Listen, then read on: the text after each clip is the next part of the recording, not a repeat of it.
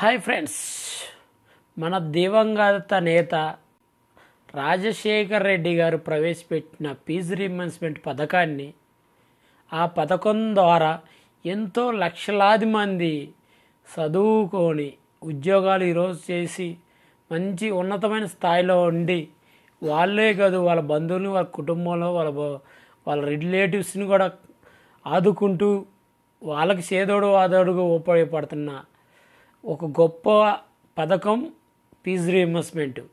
ఆ రోజు రాజశేఖర రెడ్డి గారు ముందు చూపుతో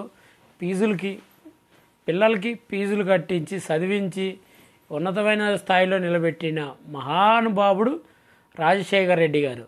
ఆ తర్వాత జగన్మోహన్ రెడ్డి గారు వచ్చిన వాళ్ళ ప్రభుత్వంలో కూడా పిల్లలకి కావాల్సిన ఫీజులు అందిస్తూ వాళ్ళతో ఉన్నతమైన చదువుకోవడానికి ఎంతో సహాయ సహకారాలు అందించిన జగన్మోహన్ రెడ్డి గారు, వాళ్ళ భవిష్యత్తుకి బంగారు బాటగా వేసిన జగన్మోహన్ రెడ్డి గారు, మన పిల్లలకి ఏదన్నా ఇవ్వగలిగిన ఆస్తి ఏదన్నా ఉంటే చదువు ఒక్కటని ఎన్నో మీటింగుల్లో కానీ ఎన్నో చోట్ల జగన్మోహన్ రెడ్డి గారు ఇంటర్వ్యూలో కానీ చెప్పిన సంగతి అందరు తెలుస్తుంది. అలాంటి పథకాన్ని ఈ కూటమి ప్రభుత్వం వచ్చినాక వాళ్ళ పిల్లలకు బాకీలు చెల్లించకుండా వాళ్ళ చదువులపై నీళ్లు చల్లి వాళ్ళ తల్లిదండ్రులకి భారం కల్పించిన ఈ కూటమి ప్రతి ఒక్కరు తిట్టుకుంటున్నారు. ఎందుకంటే పిల్లల చదువుకి బంగారు భవిష్యత్తు వేయాల్సిన ప్రభుత్వం ఈరోజు వాళ్ళ బాకీలు చెల్లించలేక వాళ్ళ తల్లిదండ్రులను ఎత్తిన భారం మోపి ఈరోజు సంతోషపడుతున్న ఈ కూటమి ప్రభుత్వాన్ని మామూలుగా జనాలు తిట్టుకోట్ల.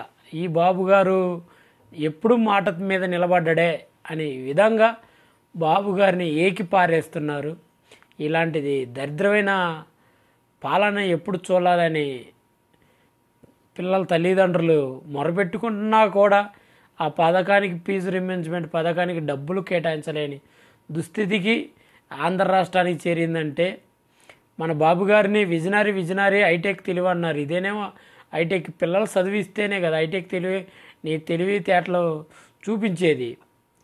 ఎంతసేపు ఉన్న పబ్లిసిటీకి డబ్బులు కేటాయిస్తావే కానీ పిల్లల చదువుకి కేటాయించడానికి డబ్బులు లేవా? పవన్ కళ్యాణ్ గారు, చంద్రబాబు నాయుడు గారు, లోకేష్ గారు ఇవాళ పిల్లల్ని ఆదుకోవడానికి ముందుకు రాని దుస్థితిలో ఈ కూటమి ప్రభుత్వం ఉంది.